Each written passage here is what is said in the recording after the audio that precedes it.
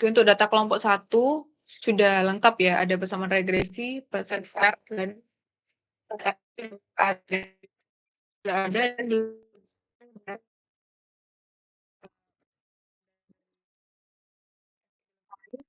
dengan yang ya pusat dan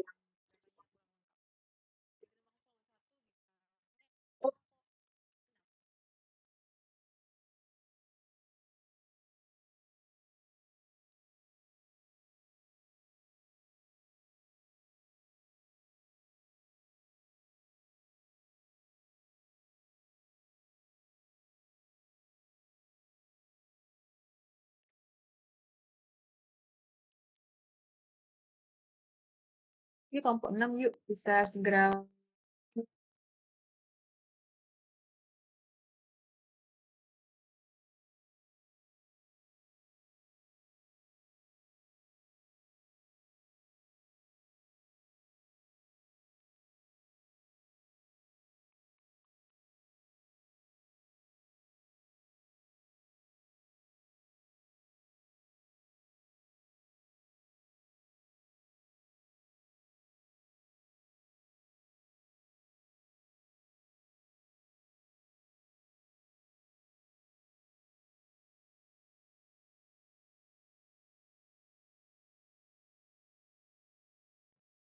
Izin mempresentasikan, Kak, untuk hasil yang diperoleh dari kelompok kami.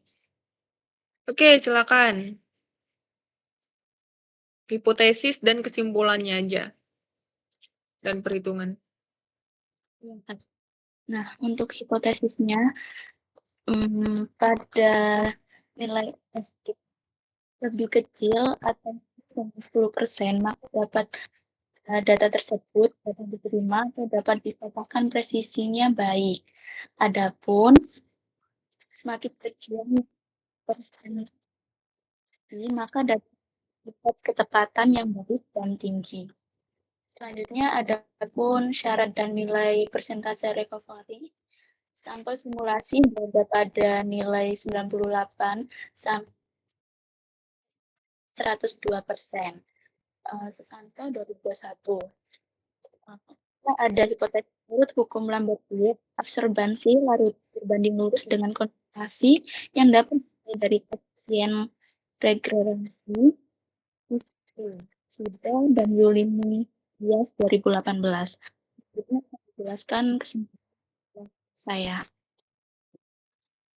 Lalu menuju kesimpulan, berdasarkan percobaan yang dilakukan, dapat diperoleh bahwa panjang gelombang max Fe sebesar 248,3 nanometer, panjang gelombang max mangan sebesar 279,48 nanometer, dengan nilai rata-rata absorbansi Fe sebesar 0,0032 dan absorbansi mangan sebesar 0,0015. Dan persamaan linear logam Fe Y sama dengan 0,0249 X min 0,004 dan logam mangan Y sebesar 0,0437 X plus 0,003 dengan regresi logam Fe berupa 0,997 dan regresi mangan 0,9988.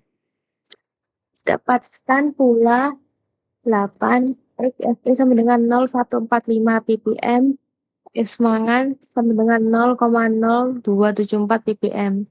Sehingga dapat disimpulkan kadar Fe dalam sampel air adalah 0,72 ppm dan kadar Mn adalah 0,013 ppm. Berdasarkan percobaan lakukan nilai regresi kedua persamaan sesuai dengan teori yakni mendekati 1. Sedangkan kadar logam Fe dan mangan tidak sesuai dengan teori yakni kadar Fe sama dengan 0,119 mg per liter dan kadar mangan sama dengan 0,129 mg per liter, di mana kadar Fe lebih kecil 0,1 mg liter per kadar mangan 0,005 mg per liter.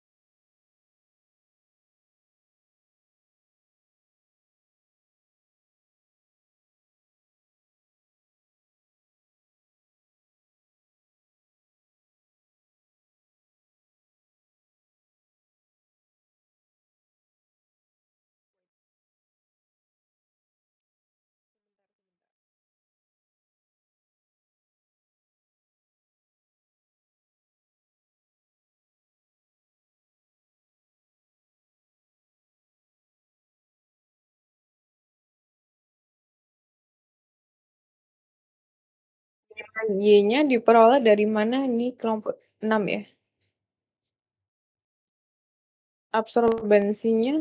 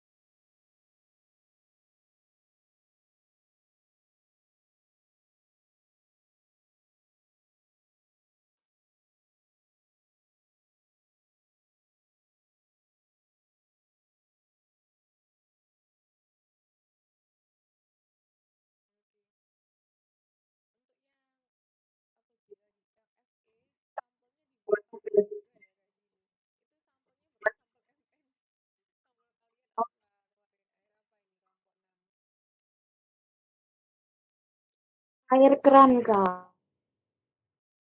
iya, jadi tolong sampel itu jangan disitu, tapi nama sampelnya apa? Air keran gitu ya. Untuk semua kelompok ya dibikin tabel seperti ini, tiap sampelnya. Oke, baik. Kelompok 2 sama, tadi didiskusikan untuk persen RSD-nya yang melebihi dari citasi kalian. Oh iya, kalian tadi sudah menampilkan citasi RSD belum ya? Aku lupa.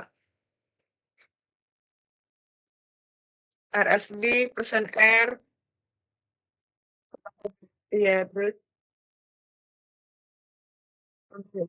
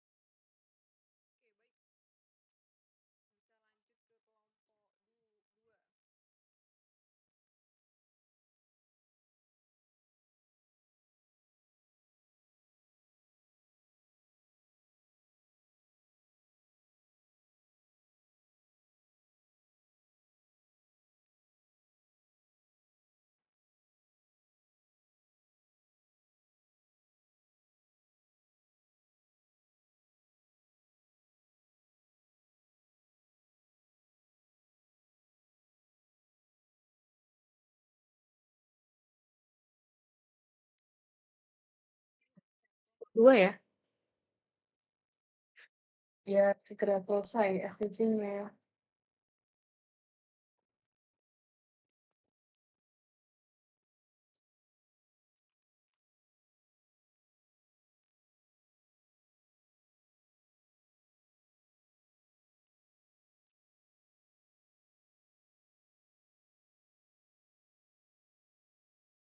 Baik, izin menjelaskan dari kelompok 2, di mana hipotesis untuk air sungai yang digunakan sebagai sampel dianalisis menggunakan 2 parameter yaitu kadar logam Fe dan Mn. Penetapan kadar Fe dan Mn menggunakan metode SSA yang mengacu pada SNI 698-984 2019 tentang ed dan air.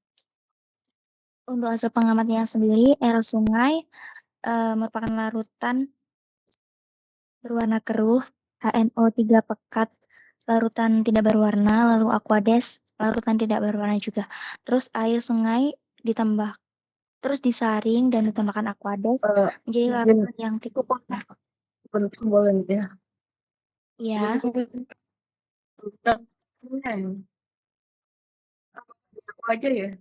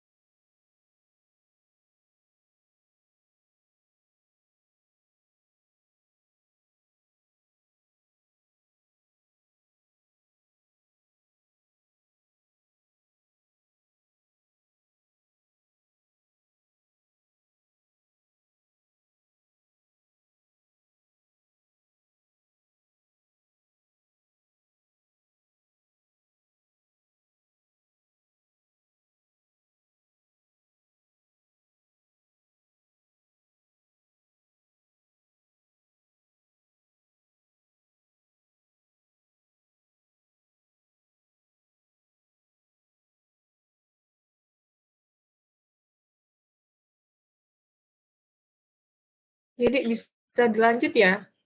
Tadi kelompok 2.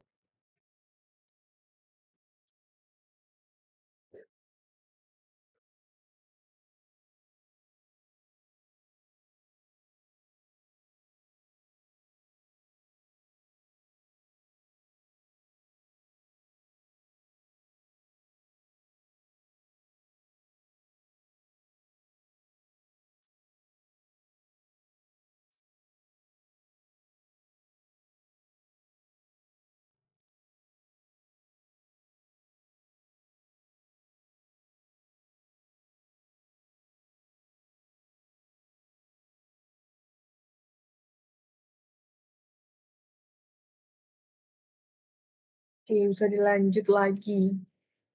Aku izin off cam ya. Karena wifi-nya tidak bersahabat. Ya, kelompok 2 bisa dilanjutkan.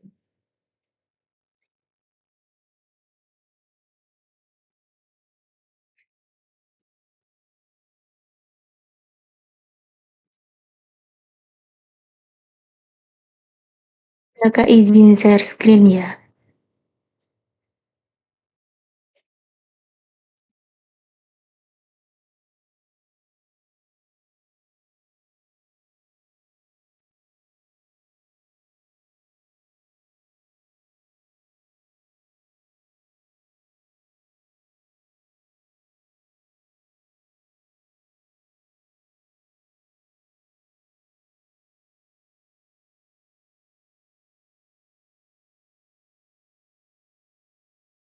Oke, udah nampak.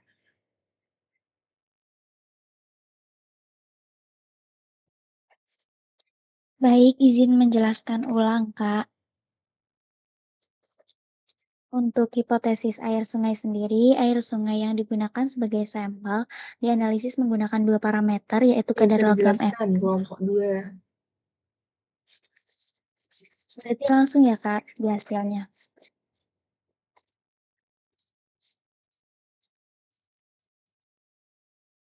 Ayo scroll ke bawah yuk.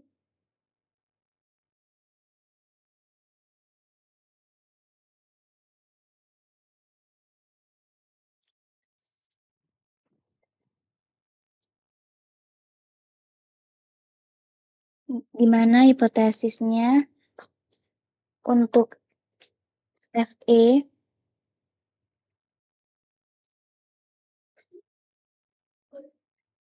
berdasarkan PP nomor 22 itu untuk air sungai menetapkan besi Fe terlarut itu sebesar 0,3 mg per liter dan mangan terlarutnya itu 0,1 mg per liter.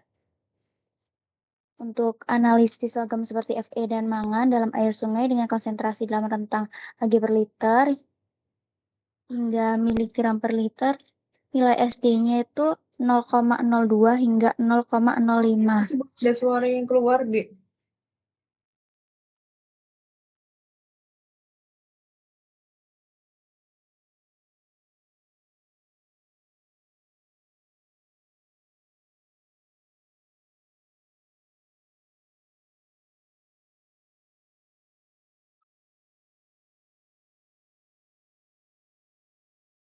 Mohon maaf, Kak, apakah suaranya sudah terdengar?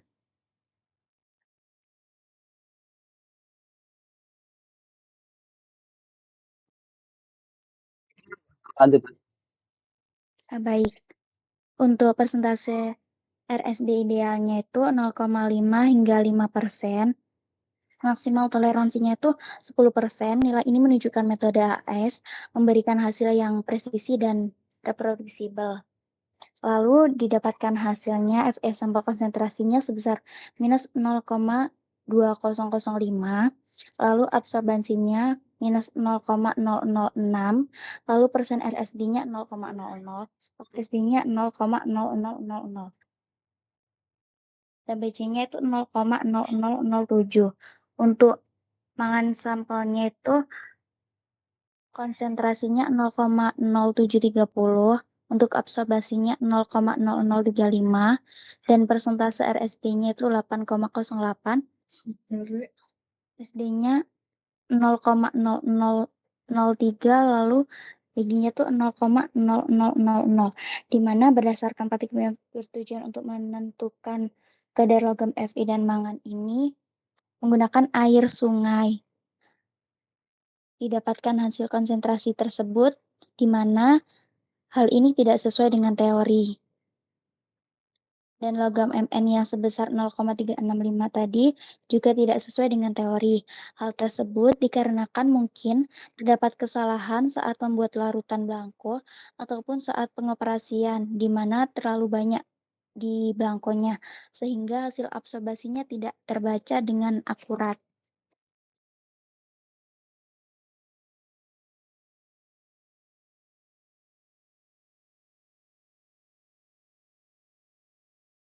Oke, bisa kamu hitungin ya, Dek.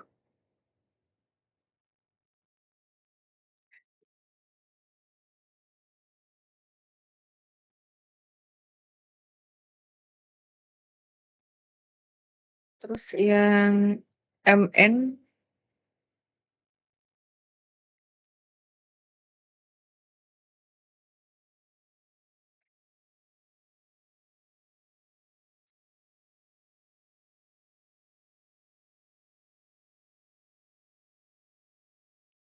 oke, baik.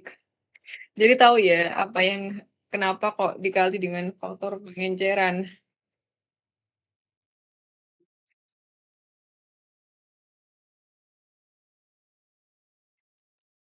Kenapa data kalian itu harus dikali faktor pengenceran, Dek? Padahal kan sudah ada konsentrasi itu kan waktu di komputernya kan sudah ada menunjukkan konsentrasi dan mengapa kok harus ditambahkan dikali faktor pengenceran gitu sebanyak 5 kali. Kira-kira bagaimana? Bisa dijawab ya kelompok 2 atau bisa kelompok lain?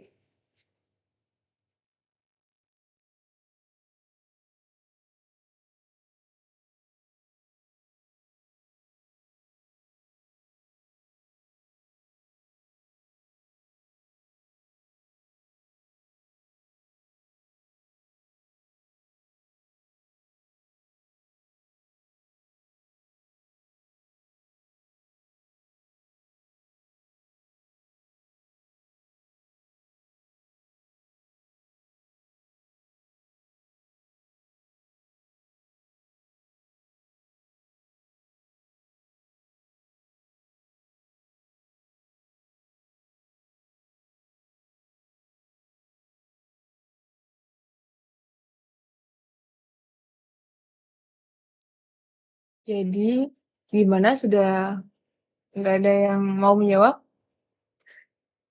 Izin konfirmasi tentang pertanyaannya, Kak. Jadi pertanyaannya itu hasilnya kenapa dikali faktor pengenceran itu ya, Kak? Mm-mm. Ya, silakan dicari terlebih dahulu. Mungkin supaya itu nilainya tuh balik ke konsentrasi asli sampelnya yang sebelum diencer. Mungkin iya. Jadi yang menjawab barusan siapa nimnya? Berapa? 032, Kak. Oke. Oke, jadi kenapa harus dikali faktor pengenceran? Kan di instrumennya sudah ada data tuh tadi ya. UNK dari sampel kalian. Kemudian didapatkan absorbansi. Nah, dari absorbansi tersebut nilai X-nya dimasukkan ke persamaan regresi. Y sama dengan AX plus B tadi diperoleh nilai X. Kemudian dikali faktor pengenceran. Karena kan sampel kalian itu diencerkan sebanyak 5 kali.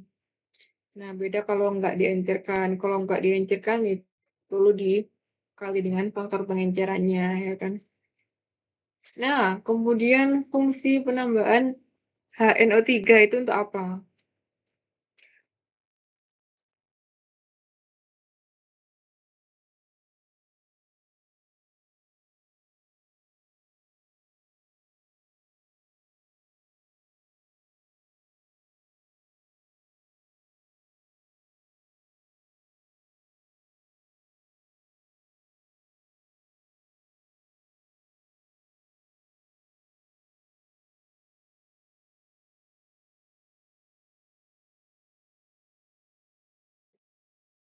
Izin menjawab, Kak.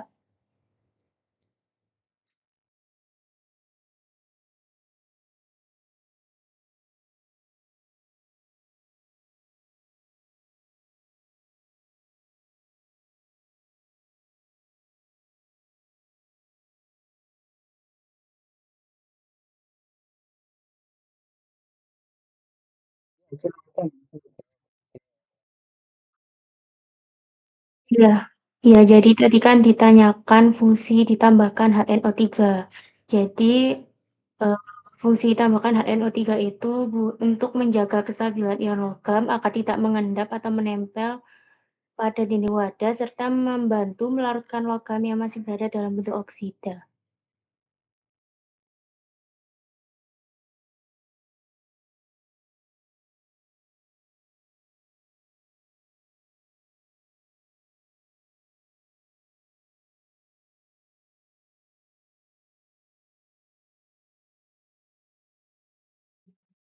Ya, baik. Tadi barusan yang jawab siapa, Dek? NIM-nya. Jangan lupa ya kalau mau menjawab itu NIM-nya, Kak, berapa? Oke, NIM berapa? NIM 038, Kak. Berapa? Aduh, maaf banget. NIM Wifi ku di 038. Oke, thank you. Ya, jadi salah satu penambahan HNO3 atau asam pekat dalam sampel itu salah satunya agar sampel kalian kan cair ya, agar logam yang analit yang ada di dalam sampel itu tidak ikut mengendap. Nah, fungsinya untuk dilarutkan agar bisa diidentifikasi di AAS-nya. Karena kalau untuk instrumen AAS itu ada sampelnya dijadikan bulir air ya, sehingga bisa diisi oleh instrumennya.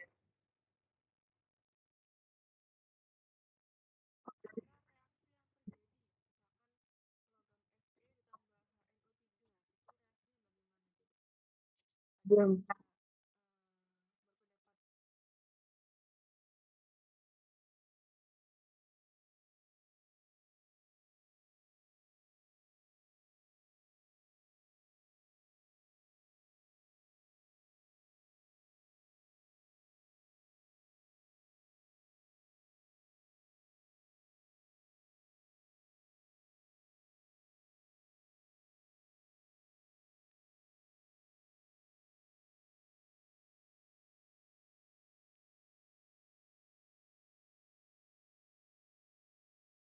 Izin menjawab.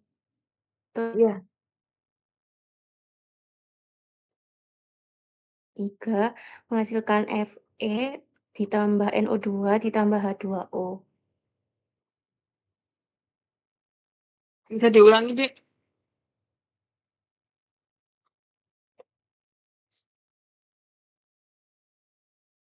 Ya, jadi reaksi antara Fe ditambah HNO2 menghasilkan Fe plus NO2 plus H2O. Iya, oke bagus ya. NIM-nya berapa? 038, Kak. Hmm. Nanti dilapis bisa dibutuhkan.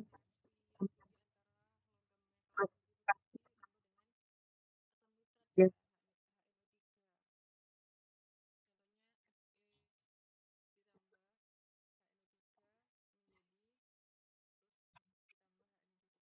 Kemudian eh, daripada melarutkan untuk analisis dalam sampel, kemudian menjadi kestabilan ion logamnya.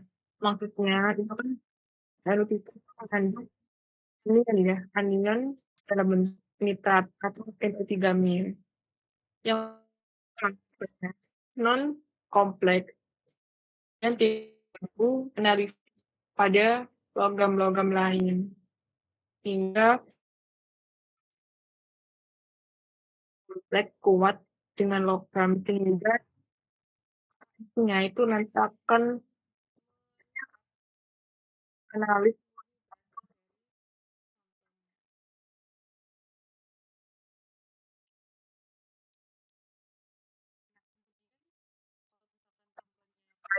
ya kan, maka harus didestruksi dulu sampelnya, kemudian dilarutkan sisa padatannya menggunakan HNO3 ya kan, atau dengan juga HCl. Nah, selain HNO3, apakah ada pelarut lain yang bisa digunakan untuk melarutkan logam-logam dari analytical sampel? Ada, yaitu contohnya HCl, H2SO4, kemudian ada HClO4, dan H2O2 yang dicampur dengan HNO3. Khusus untuk HClO4 biasanya digunakan untuk sampel padatan untuk menjadi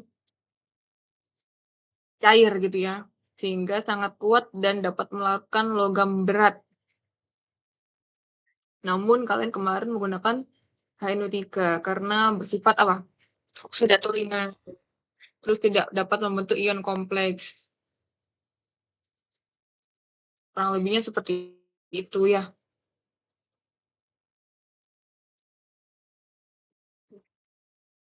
Oke, untuk data kelompok berapa tadi, kelompok 2 ya. Sama nanti yang pesan R bisa didiskusikan di Lapris. Oke, terima kasih untuk kelompok 2, lanjut ke kelompok. Baik, terima kasih, Kak.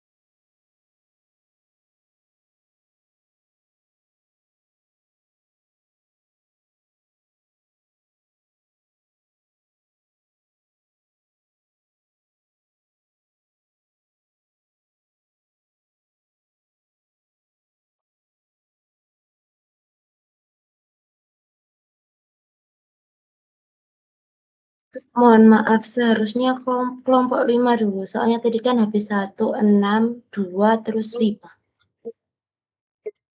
Boleh, Pak. Ya, silakan kelompok 5.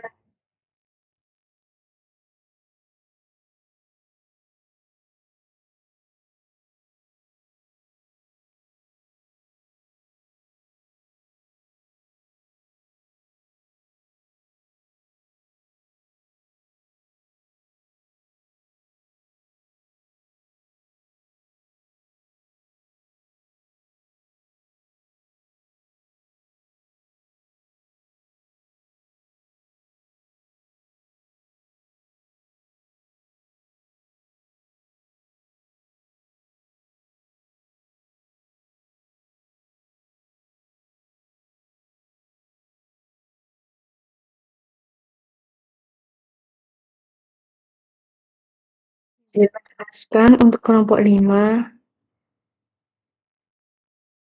scroll yang nomor 4 Ji.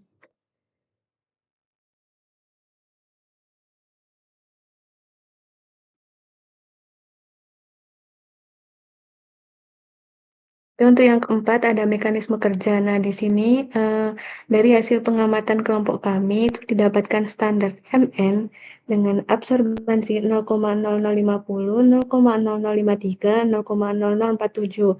Kemudian didapatkan AP-nya 0,0050 dan aktual konsentrasinya itu 0,1073, 0,1142 dan 0,1005. Kemudian didapatkan persen RSD-nya itu 6% dan SD-nya 0,003.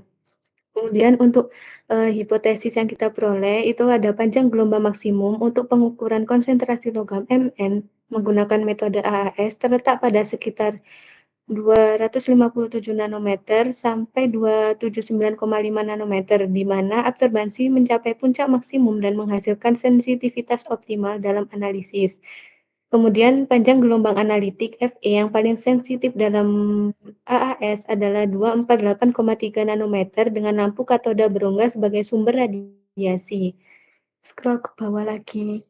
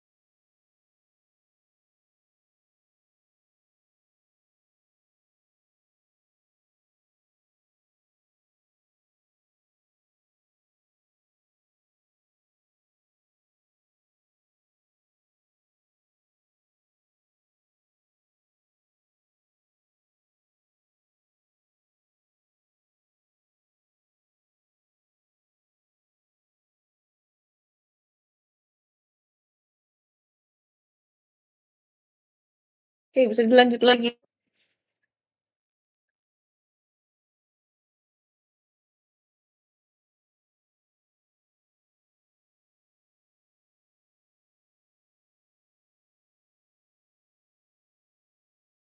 Ya,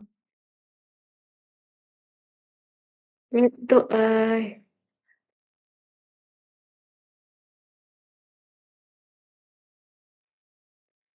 untuk hipotesis yang selanjutnya itu ada syarat yang telah ditetapkan pada SNI tentang air mineral menyatakan bahwa kadar logam berat yang diperbolehkan untuk Fe yaitu tidak lebih dari 0,1 mg per liter jika kadar Mn tidak lebih dari 0,05 mg per liter. Kemudian selanjutnya hipotesisnya, nilai persen perolehan kembali atau persen recovery yang dapat diterima untuk analisis logam berada pada kisaran 80 hingga 120% tergantung jenis matriks dan konsentrasi si analit. Kemudian untuk hasil pengamatan dari Fe itu dihasilkan absorbansinya 0,0020, 0,0021 dan AV-nya 0,0020. Kemudian dihasilkan persen RSD-nya itu 3,45 dan SD-nya 0,001. Kemudian R kuadratnya 0,997. Kemudian untuk kesimpulan kesimpulan akan dijelaskan oleh rekan saya. Baik, izin untuk menjelaskan kesimpulan. Jadi, berdasarkan percobaan yang telah dilakukan, didapatkan konsentrasi logam Fe pada sampel air kolam ikan sebesar 0,4815 ppm dan logam Mn sebesar 0,65 ppm. Hal ini tidak sesuai dengan peraturan SNI, di mana air mineral yaitu melebihi 0,1 mg per liter, logam Fe dan logam Mn yaitu 0,05 mg per liter. Berdasarkan percobaan yang dihasilkan, referensi Mn bernilai 0,9988 dan referensi Fe bernilai 0,9997 sehingga memenuhi linearitas karena mendekati nilai 1. Berdasarkan percobaan yang telah dilakukan, diperoleh nilai persentase RSD untuk analisis logam Fe dan Mn masing-masing sebesar 3,45 dan 6,00 yang masih berada di bawah batas. Hal ini sesuai dengan teori yang menunjukkan bahwa presisi alat dan hasil pengukuran dapat diterima, sedangkan nilai persentase R sebagian besar berada pada rentang 80–120%, sehingga dapat disimpulkan bahwa akurasi metode tergolong baik, meskipun terdapat satu nilai yang tidak sesuai dengan teori yang berada di atas batas menang tersebut.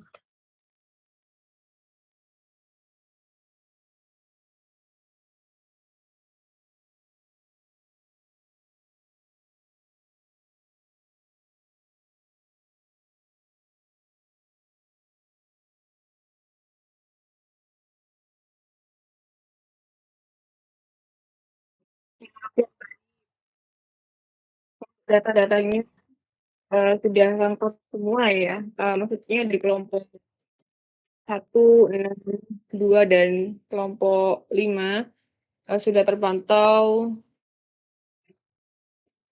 apa yang diucapkan koas waktu pralab sudah dituliskan semua di kapsunnya. Jadi oke, bagus. Kemudian boleh ini yang di FN gitu.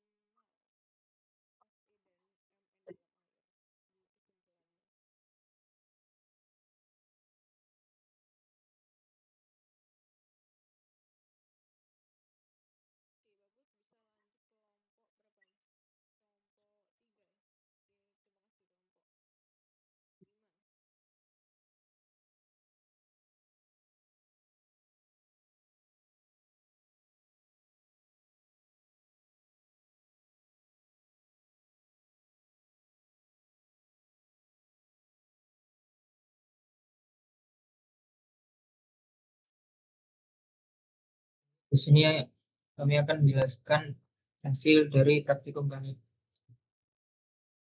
Bisa dijelaskan info dan kesimpulan. Baik, untuk sampel kami menggunakan air limbah industri. Hipotesisnya itu ditambah NO3 untuk memisahkan logam dari aneka senyawa organik. Scroll ke bawah.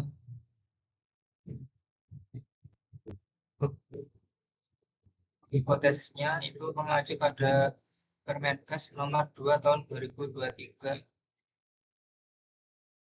tentang standar baku mutu kesehatan lingkungan dan mutu air minum. Untuk batas kandungan maksimum air minum adalah 0,3 mg per liter dan untuk logam Mn adalah 0,1 mg per liter.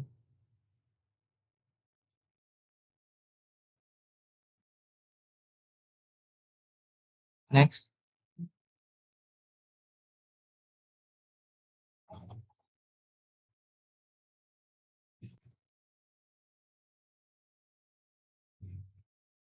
Next.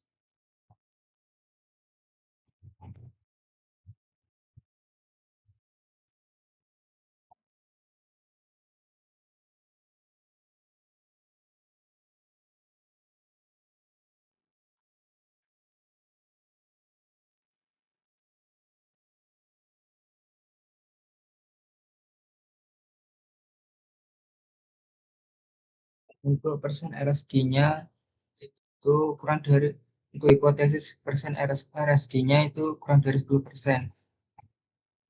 Artinya menunjukkan bahwa hasil pengukuran memiliki presisi yang cukup baik.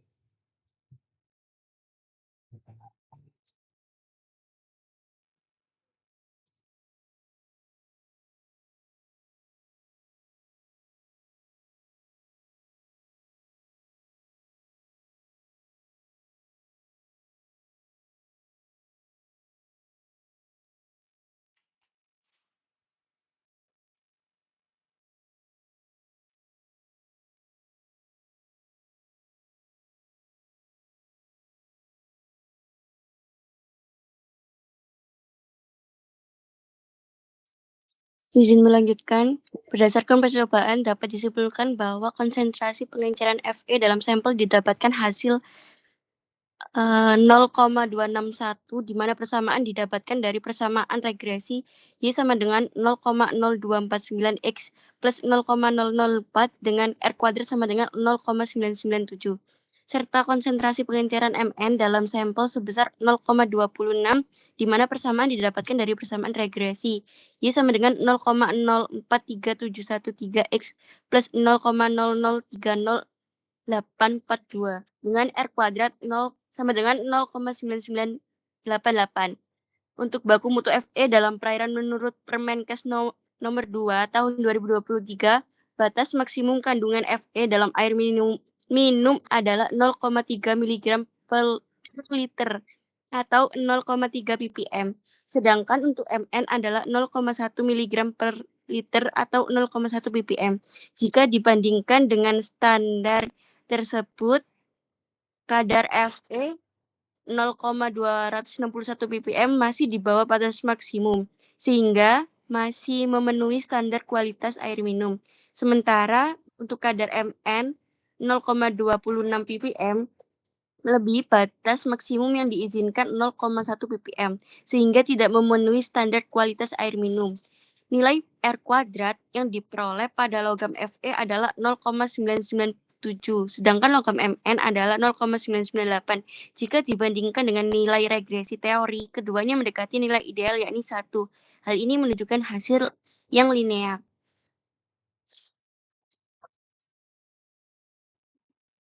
Kemudian berdasarkan hasil pengukuran nilai persen RSD logam Fe dan Mn dalam sampel limbah industri adalah 8,32% dan 2,67%. Nilai persen RSD tersebut lebih kecil dari batas teoritis 10%, sehingga hasil pengukuran memiliki hasil presisi yang baik dan sesuai dengan teori. Ke bawah. Kemudian diperoleh nilai persen R berturut-turut sebesar 130,0% untuk 0,1 ppm, 100,0% untuk 0,5 ppm, 94,0% untuk 1 ppm, 101,5% untuk 2 ppm, maka hasil persen pada konsentrasi 0,5 ppm, 1 ppm, dan 2 ppm menunjukkan hasil yang akurasinya baik dan sesuai dengan teori, sedangkan nilai persen R sebesar 130,0% pada konsentrasi 0,1 ppm melebihi batas teoritis.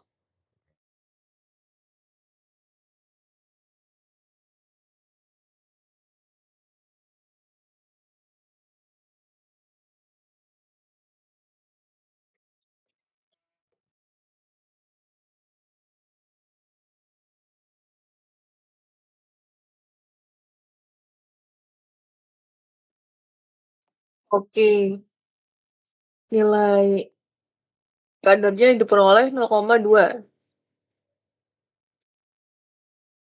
Berarti melebihi ya.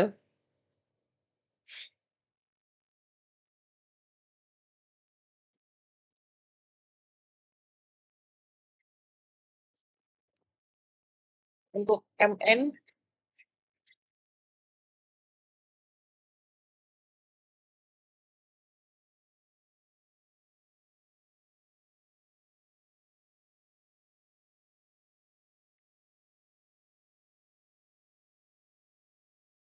oke, bagus. Ya, sudah dihubungkan dengan data Permenkesnya tadi ya di kesimpulan.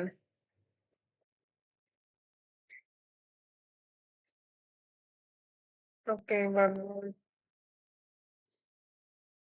Oke. Untuk kelompok 3 datanya sudah aman ya, bisa lanjut ke kelompok terakhir. Terima kasih kelompok 3.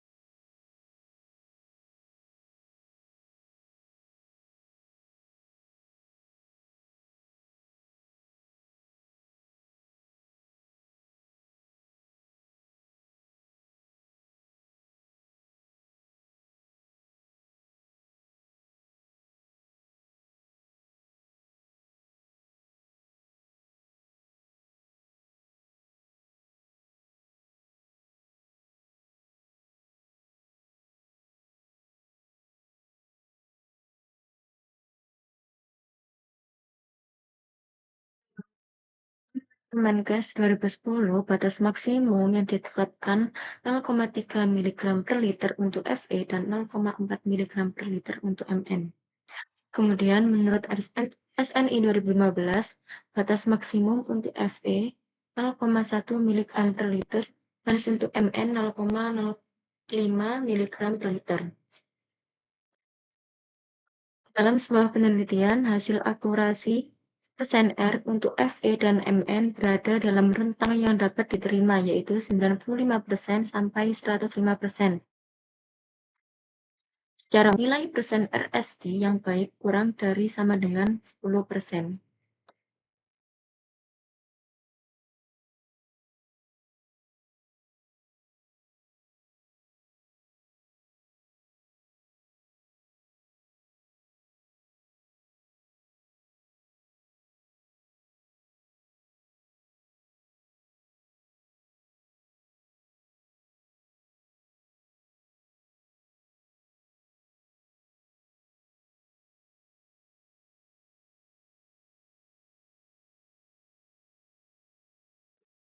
Sudah selesai. Kesimpulan yang kita dapatkan berdasarkan percobaan yang telah dilakukan, disimpulkan konsentrasi pengenceran Fe dan Mn sebesar 0,1, 0,5, 1, dan 2 pada Fe didapatkan dalam sampel pada bersama regresi adalah R 0,9997 serta konsentrasi Mn yakni dalam sampel adalah R sama dengan 0,9988.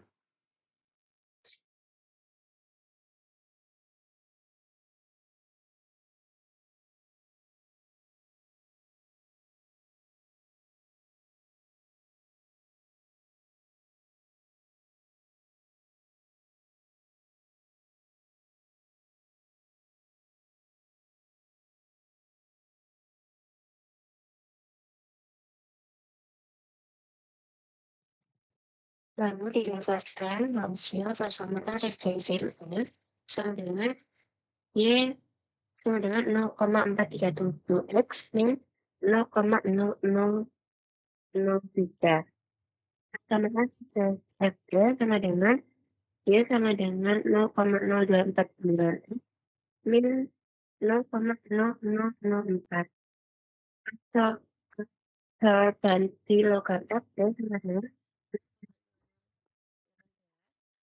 terganti logam FD sama dengan 0,00.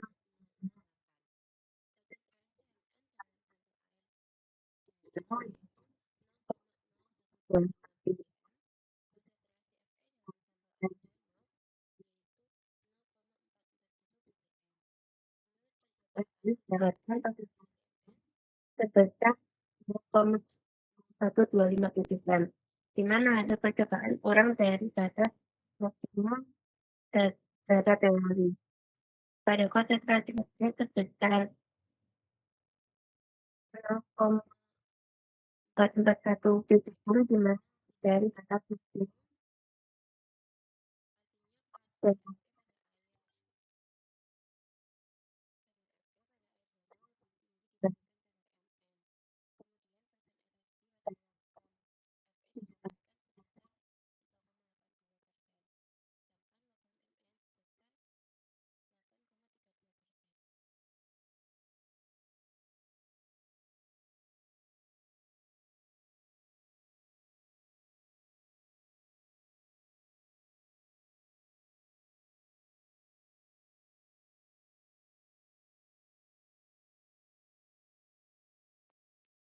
Cara perhitungannya.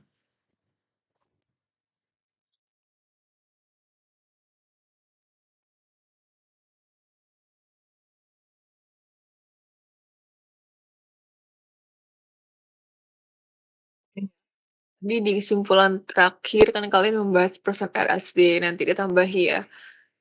Kan didapatkan 3, sekian ya tadi sama berapa? 3,82. Terus ditambahkan kalimatnya sehingga apakah itu masih memenuhi rentang dari standar persen RSD atau belum? Itu ya kelompok 4. Baik, Kak. Oke. Oke, datanya sudah bagus ya, lengkap sesuai dengan pralab kemarin. Kemudian dijelaskan kadar sampelnya dan dihubungkan ya. Karena persen R-nya sama lain ini didiskusikan juga. Ya. Nah, kemudian membuat kurva standar ya manual dari Excel perbandingan antara absorbansi versus konsentrasi seperti waktu itu data kemarin ya. Dari kurva standar FE maupun kurva standar MN. Jadi kurvanya ada dua nanti. Kurva FE dan kurva MN. Ya, sumbu X-nya itu absorbansi, sumbu X-nya konsentrasi maksudnya, sumbu Y-nya absorbansi. Dari sini dulu ada yang ditanyakan atau masih belum bisa dipahami?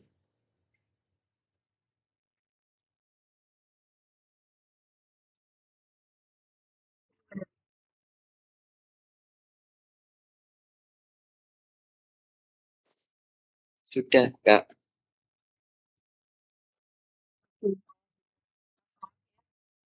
Terima kasih kelompok 4. Selanjutnya PJ yang tadi aku minta tolong untuk share screen ya.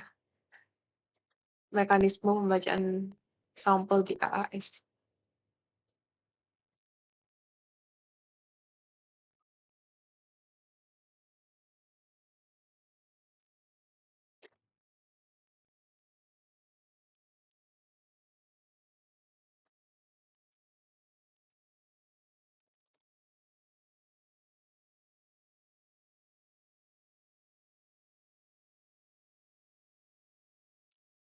Ya, teman-temannya bisa melihat ya, ini ada step-stepnya dalam pembacaan sampel atau larutan standar dalam instrumen AAS. Nah,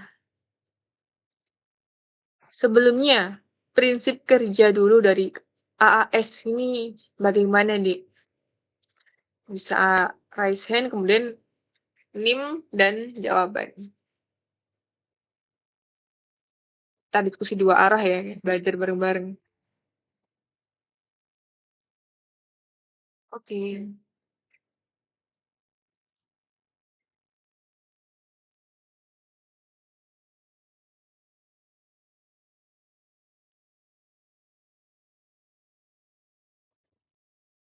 Bisa langsung dijawab.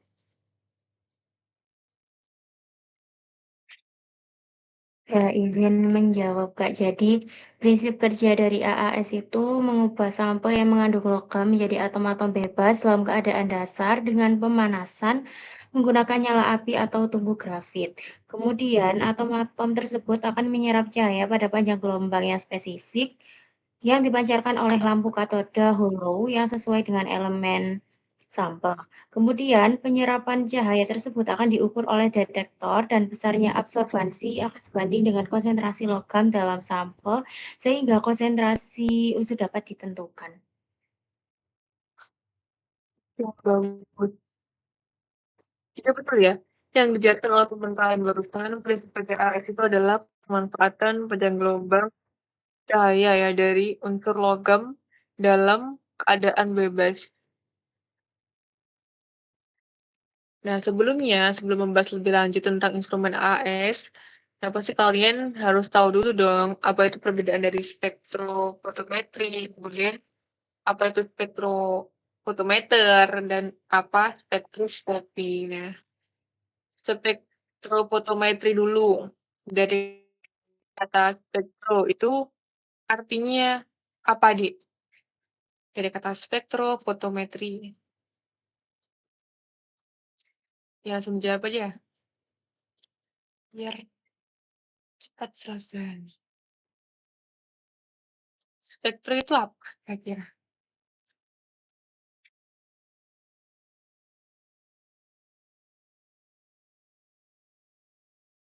Nah, jadi aku jelaskan dulu ya.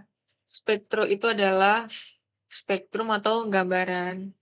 Kalau foto itu adalah cahaya dalam bentuk foton ya, yang disiarkan dalam gelombang elektromagnetik. Kemudian foto contact meter ukuran. Jadi spektrofotometri adalah pengukuran intensitas cahaya dalam bentuk foton ya pada bagian gelombang tertentu. Nah, kalau spektrofotometer Kalau spektroskopi itu adalah ilmu yang membahas tentang interaksi antara materi dan radiasi gelombang elektromagnetik atau GEM. Gelombang elektromagnetik. Jadi itulah perbedaan spektrofotometri, spektrofotometer, dan spektroskopi. Nah, kemudian coba dari lihat gambar yang di-share screen oleh temen kalian. Itu kan ada sampel, ada chamber, kemudian ada burner, flame, ada HCl, monokromator, detektor, dan komputernya. Nah, unsur logam tadi akan memancarkan panjang gelombang cahaya dari unsur logam dalam keadaan bebas. Sehingga membutuhkan pancaran cahaya dari siapa nih kalau AAS? Dari HCl ya, hollow cathode lamp. Kemudian untuk mengubah dalam keadaan bebas itu membutuhkan nyala api, yaitu untuk atomisasi ya. Nah, kemudian dari atomisasi nanti akan memisahkan radiasi yang tidak diperlukan, sehingga dibutuhkan monokromat. Terakhir, detektor untuk membacakan hasil. Nah, sekarang coba adik-adik perhatikan sampel ya, sampel yang warna merah di background grass itu. Nah, dari sampel kemarin, kan tadi sampelnya kemarin diserap ya oleh selang HAS. Diserap, kemudian akan dialirkan ke mixing chamber. Tujuannya untuk mengubah menjadi aerosol atau butiran air ya. Kalau yang belum tahu aerosol, biasanya aerosol itu kayak mekanisme parfum ya. Dia akan menyemprotkan butiran air. Nah, setelah dalam chamber tersebut, si aerosol ini akan dikeringkan menjadi awan ya, awan elektron. Kalau setelah menjadi awan, akan dinaikkan ke flame atau nyala api. Tujuannya untuk apa? Untuk membuat atom tersebut dalam keadaan ground state atau standar. Ya, kalau sudah ke dalam keadaan ground state, diapakan?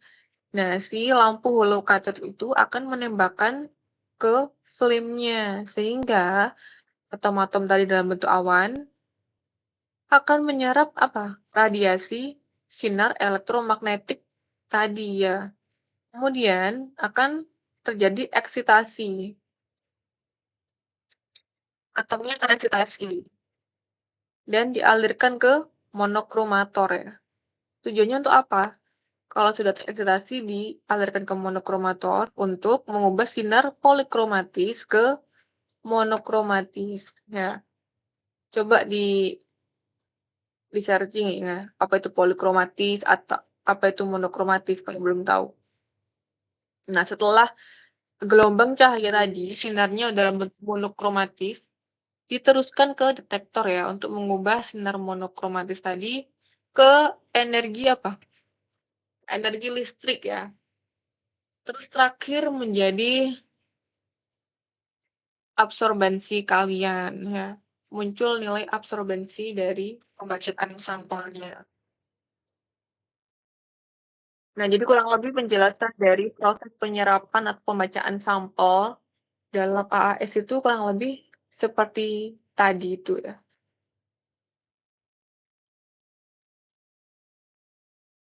Di AAS sendiri itu sensitivitasnya memakai ppm ya. Dan dapat apa? Dapat membaca analisa kuali maupun kuantitatif dari 60 sampai 70 logam ya dalam periodik unsur.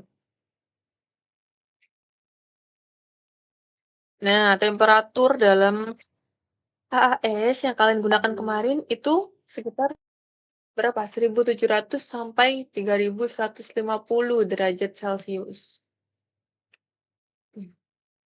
agar bisa mengubah atom tadi menjadi atom yang bersifat ground state ya, melakukan atomisasi.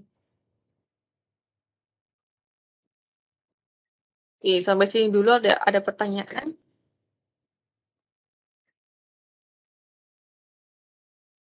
Nah, kalau nggak ada pertanyaan, di AS lanjut ya, yang terakhir ada 3 proses nyala api yang ada dalam instrumen AAS ya.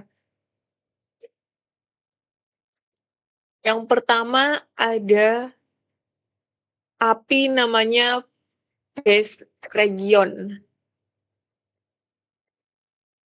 Base region itu ibaratnya ada sebuah api, ada 3 lapisan ya. Base region, inner core, dan outer core. Outer core itu yang paling luar, kalau inner itu yang di tengah.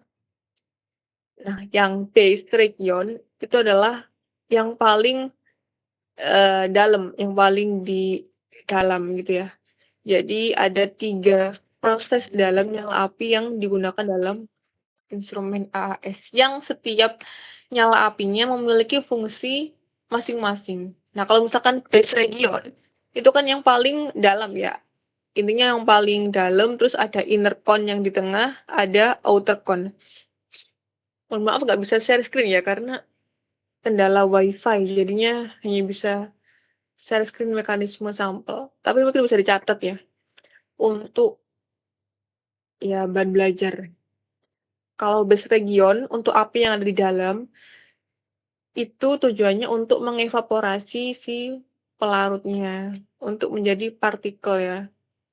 Nah, kemudian kalau nyala api yang ada di tengah-tengah atau inner core, itu untuk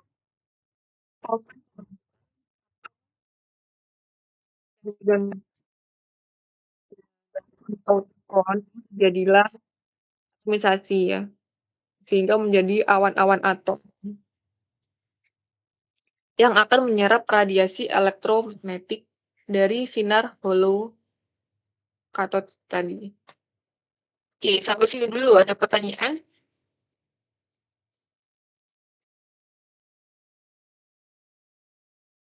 Oke, baik. Jika tidak ada pertanyaan, mungkin untuk ASESI AS ya, didiskusikan ya. Jadi, apa saja tadi yang harus ada di dalam gitu.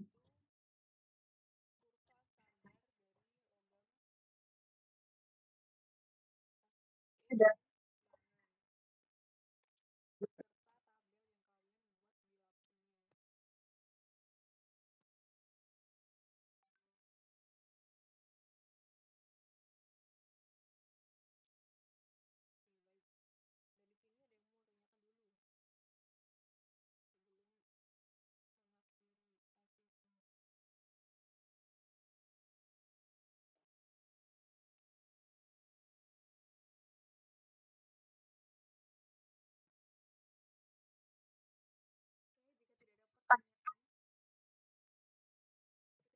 sudah membantu share screen kan ya, jadi.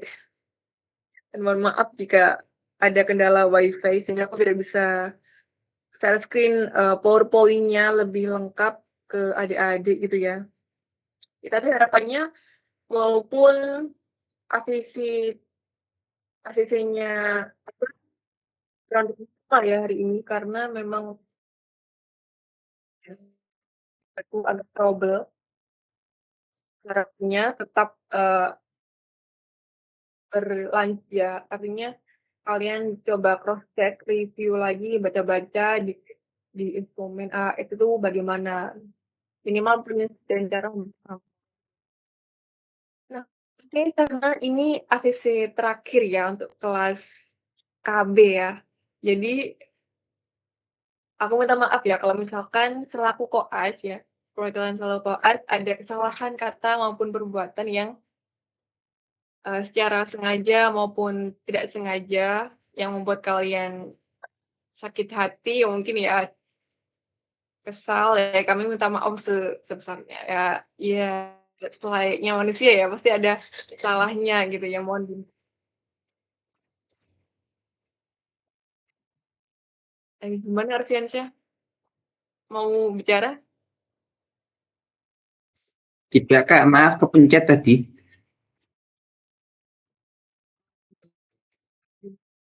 Jadi oke ya, di Google Classroom itu sudah kami taruh ya formulir untuk adik-adik isi ya. Mungkin PJ nanti bisa mendata teman-temannya yang sudah mengisi untuk kelas PKB itu siapa saja. Tidak mempengaruhi nilai lapres maupun jurnal ya kan. Karena itu hanya untuk evaluasi kami selaku koas. Berkali bisa ada upgrade untuk praktikum selanjutnya ya. Terutama PJ, terima kasih sudah membantu ya mengarahkan teman-temannya dalam proses praktikum MSK ini ya. Semoga kedepannya kita bisa bertemu lagi ya di waktu yang lebih bagus ya. Mungkin di dunia kerja ataupun ya pokoknya kalau ketemu sama kami ya disapa. Ya, oke. Sebelum ditutup mungkin kita bisa dokumentasi dulu ya. Set on cam semua deh mungkin.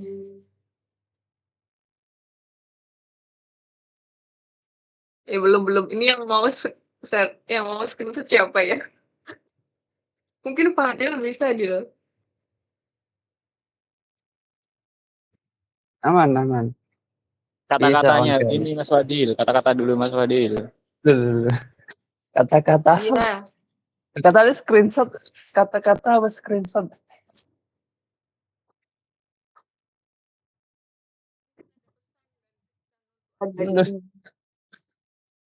Ya, aman aja sih kalau aku. Ya dipelajari lagi buat apa yang telah kalian pelajari di praktikum MSK ini ya. Soalnya kalian cukup beruntung ya bisa belajar instrumen kayak gini di semester 3.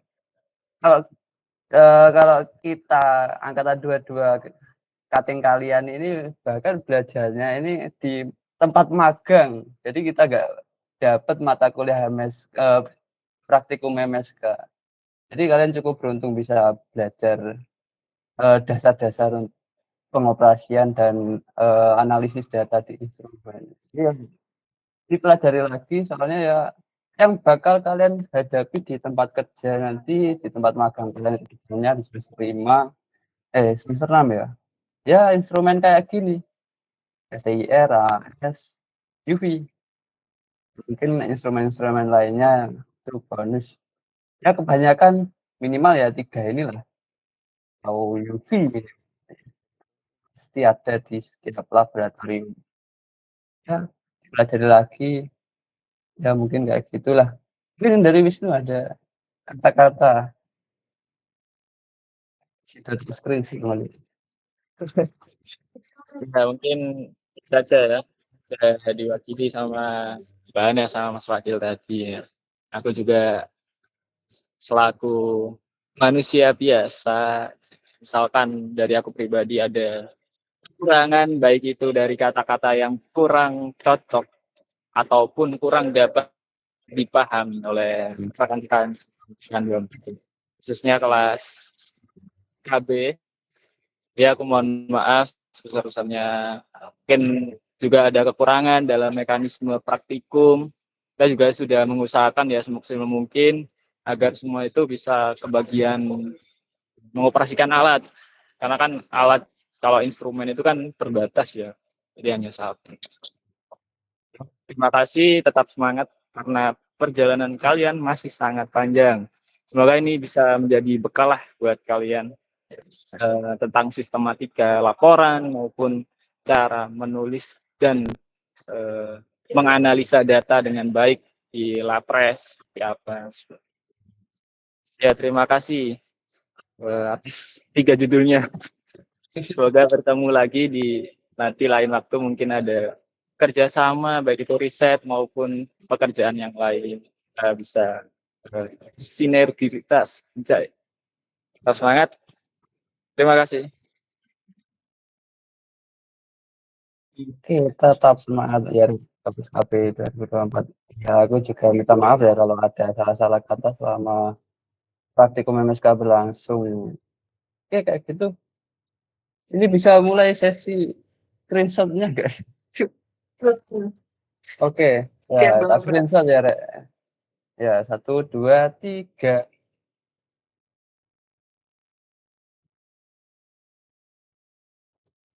Oke, ganti Coba. gaya. Oke, save dulu.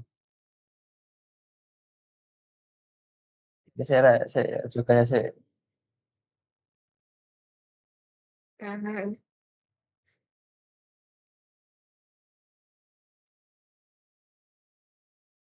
Oke, ganti gaya. 1, 2, 3.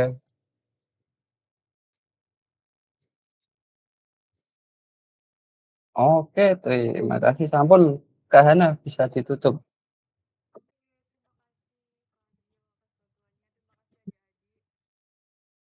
Jangan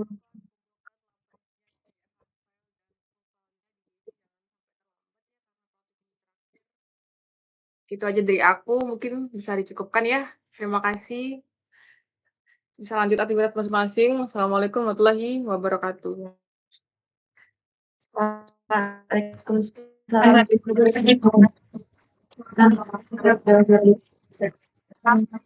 kasih.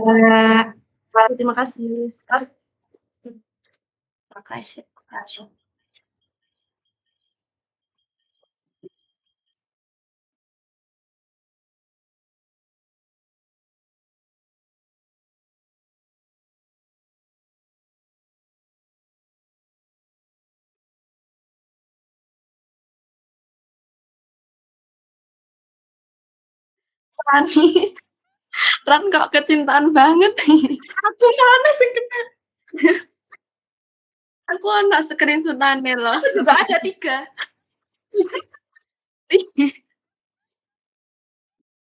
Wes. Ya, terima kasih banyak ya. Maaf kita merepotkan. Dadah. Istirahat, bye-bye.